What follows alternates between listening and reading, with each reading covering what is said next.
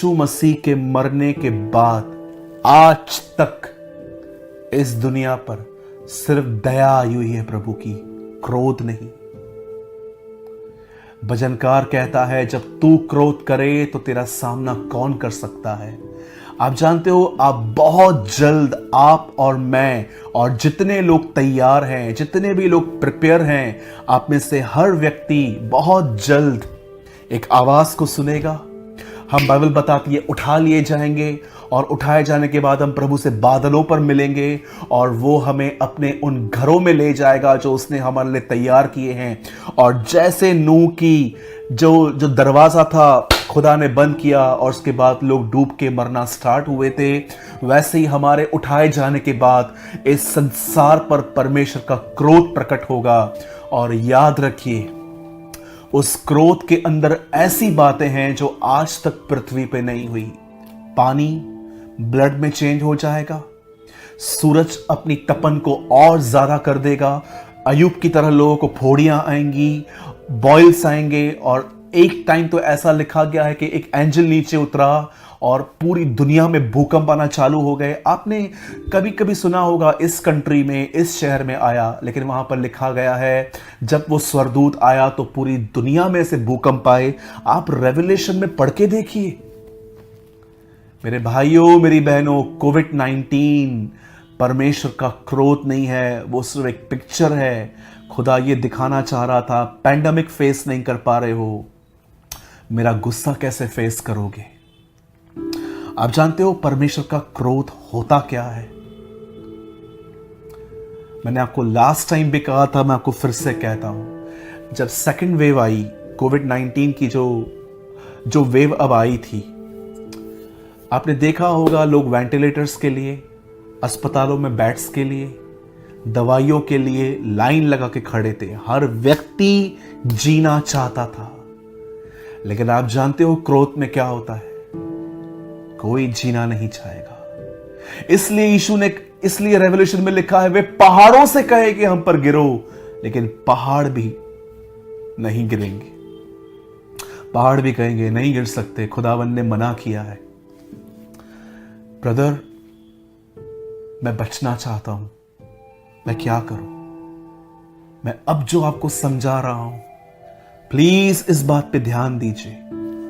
जरा सोचिए, प्रभु नूह को कह रहा है जहाज बना। नूह ने मेहनत करना स्टार्ट की। मेहनत करते करते जरा सोचिए, उसके अंदर ये ख्याल नहीं आते होंगे कि परमेश्वर ने कहा है पानी आएगा। मैं इतना बूढ़ा हो चुका हूं, मैं इतने सालों से यहां पर रह रहा हूं, मैंने आज तक पानी नहीं देखा है। क्या ये मेरे खुद के विचार तो नहीं है, या मेरा माइंड मुझे डिसीव तो नहीं कर रहा, या मुझसे शैतान ने तो बात नहीं की है। जरा सोचिए, उसके ख्याल उसे कितना तंग करते होंगे। उसके बाद जब वो लोगों को समझाता होगा, लोग उसे इग्नोर करते होंगे, लोग कहते होंगे कि ठीक है हम शाम को आएंगे तुझसे बात करेंगे, अभी तो तू जा। या कई बार आप लोग उसे बुरा भला कहते होंगे। अब ये दूसरी आवाजें चालू हो गई कि लोग भी बिलीव नहीं करते। पहली आवाज ये थी, कहीं ये मेरे दिमाग की बात तो नहीं है। और जरा सोचिए, एक व्यक्ति इतने सालों में नहीं आया। क्या नूह ने कभी ये नहीं सोचा होगा मैं गिव अप कर दूं, ये लगता है मेरे ख्याल हैं। वो बंदा हमेशा सारी बातें इग्नोर करके अपने जहाज को बनाता रहा, उसने तैयार किया। हम कई बार हम सोच भी नहीं पाते हैं कि हम क्यों रुके हुए हैं। हमें कोई किसी ने कहा, भाई आपने तो धर्म बदल दिया है, आपको तो पैसे मिल गए हैं, हम चर्च जाना बंद कर देते हैं। हमें कई लोग कहते हैं कि आप ऐसे हो वैसे हो, हम 2 दिन वहां पर बिजी हो जाते हैं। कई बार हम इतना खाना खा लेते हैं कि हम खुद लेजी हो जाते हैं। आपने देखा हम कितना रुक रुक के चलते हैं। लेकिन नूह ने अपनी आवाज, शैतान की आवाज, लोगों की आवाज, सारी बातों को इग्नोर करके उसने परमेश्वर की मानी। इसीलिए इब्रानियों 11 अध्याय में उसके फेथ के बारे में बातें की गई।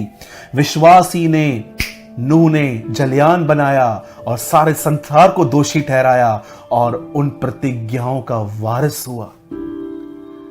मेरे भाइयों, मेरी बहनों, अगर आप सच में चाहते हैं कि परमेश्वर का क्रोध आप पर ना आए, याद रखिए परमेश्वर का क्रोध 2 लोगों पे आने वाला है। एक, जिन्होंने सुसमाचार को सुन के नकारा है, मुझे ये यीशु नहीं चाहिए, दूसरा, जिन्होंने सुसमाचार को स्वीकार तो किया है पर वो खुदा के साथ चलते नहीं है। दो लोग, one who reject gospel and second, जिन्होंने गॉस्पल को एक्सेप्ट तो किया है पर वो खुदा के साथ चलते नहीं है। मैंने कितने लोग इन दिनों में देखे हैं, लॉकडाउन में प्रभु ने उन्हें इतना टाइम दिया, पबजी खेलते हैं, नेटफ्लिक्स पे मूवियां देखते हैं, गप्पे मारते हैं फोन पे सारा सारा दिन, मॉल्स में जाते हैं, पूरी life selfie selfie photos photos. आपको क्या लगता है ये नॉर्मल लाइफ है कि नॉर्मल लाइफ नहीं है? मेरे भाइयों, मेरी बहनों, याद रखिए, ये संदेश आपको डराने के लिए नहीं है कि गुस्सा आ रहा है। ये संदेश परमेश्वर आपसे प्रेम करता है और वो नहीं चाहता कि आप संसार के साथ दोषी ठहरो। कुरिन्थियों में लिखा गया है, प्रभु हमें दंड देकर सावधान करता है ताकि हम परमेश्वर के क्रोध को न झेलें। परमेश्वर की मर्जी नहीं है कि हम सब उसके क्रोध को फेस करें। प्रभु चाहता है हम उद्धार पाएं, हम उठाए जाएं, हम अपने घर में जाएं और हम वहां पर रहें। मेरे भाइयों, मेरी बहनों, आप में से हर वो व्यक्ति जो मुझे देख रहा है, मैं भाई सूरज प्रेमानी आप में से हर एक को संदेश देता हूं, परमेश्वर आपसे प्रेम करता है और वो नहीं चाहता कि आप उसके क्रोध को देखो, वो चाहता है आप उसके उद्धार को देखो। जैसे नूह अपने, जहां वो ऊपर रहता था बोट में, उसके पास एक खिड़की थी, वो हमेशा खिड़की खोल के आसमान की तरफ देखता होगा। वैसे यीशु ने कहा, जब तुम ये सारी बातें हुए देखो, अपनी शक्ल ऊपर उठाना, क्योंकि तुम्हारा छुटकारा निकट होगा। मेरे भाइयों, मेरी बहनों, प्रिपेयर कीजिए अपने आप को।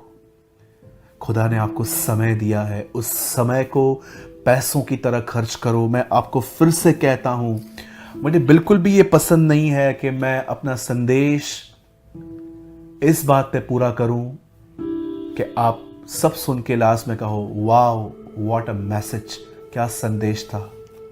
जी नहीं, मुझे ये इमोशनल वे से अपना मैसेज पूरा नहीं करना है ताकि लोग नीचे कमेंट्स करके लिखते हैं क्या प्रचार था। मैं अपना हर संदेश इस किताब पे पूरा करना चाहता हूँ। मैं आज भी आपको यही कहना चाहता हूँ, मेरे भाइयों, मेरी बहनों, खुदा ने आपको समय दिया है।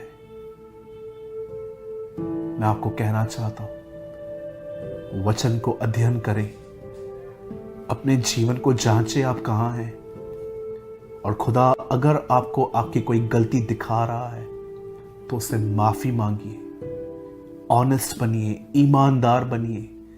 क्रोध आ रहा है। जब तक इस दुनिया में कलीसिया है तब तक आप कभी खुदा का क्रोध नहीं देखोगे। याद रखिए, कभी भी नहीं। बहुत लोग कहते हैं कोविड-19 खुदा का क्रोध है, उसका एंगर है। कुछ लोग कहते हैं कि सुनामी आई, ये उसका क्रोध है। मैं आपको कहना चाहता हूं, नूह ने जलयान बंद किया, प्रलय आ गई। लूत सदोम और अमोरा से निकला, आग आ गिरी। जब तक कलीसिया इस दुनिया में है, ये परमेश्वर कभी भी हम पर क्रोध नहीं करेगा। जिस दिन कलीसिया चली गई, जिस दिन पवित्र आत्मा उठा लिया गया, जिस दिन अनुग्रह उठा लिया गया, आप सोचिए, मध्यस्थ बैठा हुआ है इन दिनों में, दुआ कर रहा है, पिता इन्हें माफ कर। जिस दिन वो हमें लेने के लिए आ गया, मध्यस्थ वहां से निकल जाएगा, उठ जाएगा, और खुदावन अपना क्रोध इस पृथ्वी पे जाहिर करेंगे।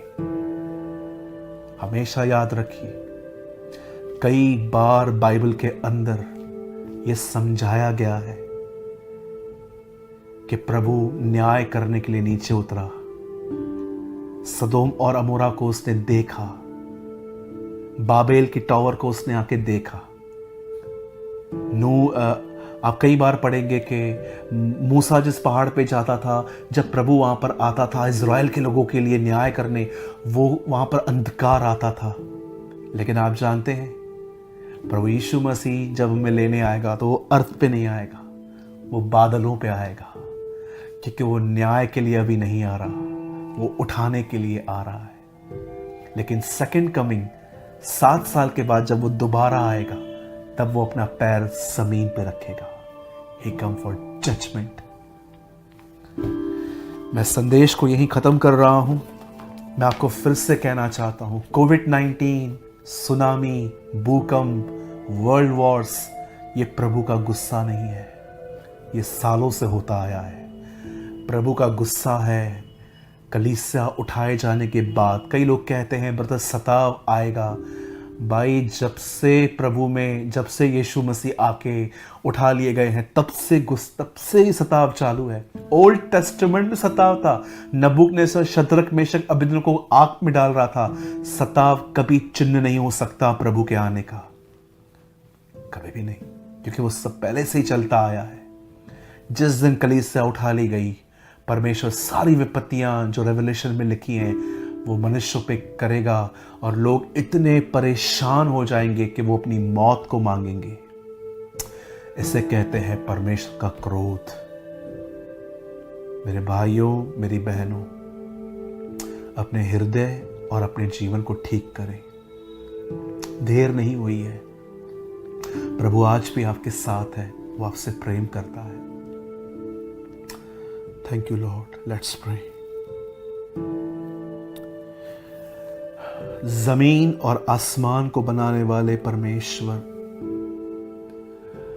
मैं आपके सामने अपने हाथों को फैलाकर आपसे मांगता हूं, खुदा, मैं आपके क्रोध को नहीं देखना चाहता। मैं आपकी नजात, आपके सल्वेशन, आपके उद्धार को देखना चाहता हूं। जैसे उस शिमोन बूढ़े ने छोटा यीशु, जब वो 8 दिन का ही था, उसको अपने हाथ में उठा के कहा, मैंने आज तेरे उद्धार को देखा है। वैसे ही मैं भी उस उद्धार, उस छुटकारे, उस रिडेम्पशन को देखना चाहता हूँ। मुझे तैयार कर। मेरे अंदर जो गुनाह और गलतियाँ हैं, मेरे भाई बहनों के अंदर जो गुनाह और गलतियाँ हैं, उन पे हमें रोशनी दे और हमें मन फिराने की ताकत दे। हर एक को ब्लेस कर खुदावन, हर एक पर रहम कर। हम सारी महिमा आदर आपको देते हुए हम इस विनती को यीशु के नाम में मांगते हैं। आमीन एंड आमीन।